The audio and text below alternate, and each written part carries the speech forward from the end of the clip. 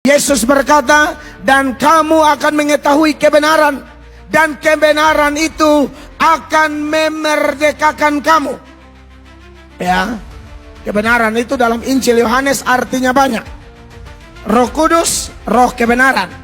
Seturut Yohanes pasal 17, Yohanes 16 maksud saya, ayatnya yang ke-13. Firman Allah berkata, tetapi apabila ia datang, yaitu roh kebenaran, ia akan memimpin kamu ke dalam seluruh kebenaran. Roh kebenaran pimpin ke dalam seluruh kebenaran. Nah, kebenaran inilah yang memerdekakan kita. Seluruh kebenaran yang mana? Ya firman Allah. Yang pernah Yesus ajarkan, Roh Kudus datang tidak bawa kebenaran baru, tapi apa yang Roh Kudus dengar dari Yesus, itu yang diseberangkan kepada kita. Ya, itulah firman Allah. Makanya dalam Yohanes 17 ayat 17 dia bilang apa di sana? Kuduskanlah mereka dalam kebenaran, firman-Mu adalah kebenaran.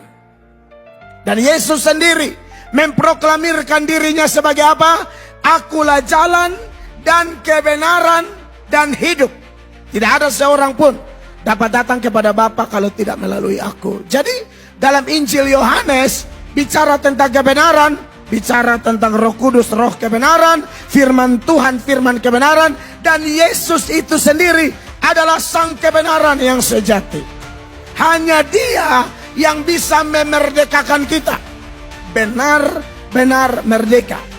Makanya Yohanes 8 ayat 36, sama-sama baca 23. Jadi apabila Anak itu memerdekakan kamu, kamu pun benar-benar merdeka. Merdeka dari apa? Ada 3 hukum. Yang pertama hukum dosa, yang kedua hukum maut, dan yang ketiga hukum Taurat. Kita dimerdekakan dari ketiga hukum ini.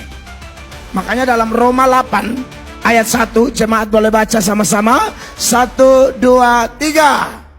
Demikianlah sekarang tidak ada penghukuman bagi mereka yang ada di dalam Kristus. Ayat 2 sama-sama. Roh yang memberi hidup telah memerdekakan kamu dalam Kristus. Dari apa?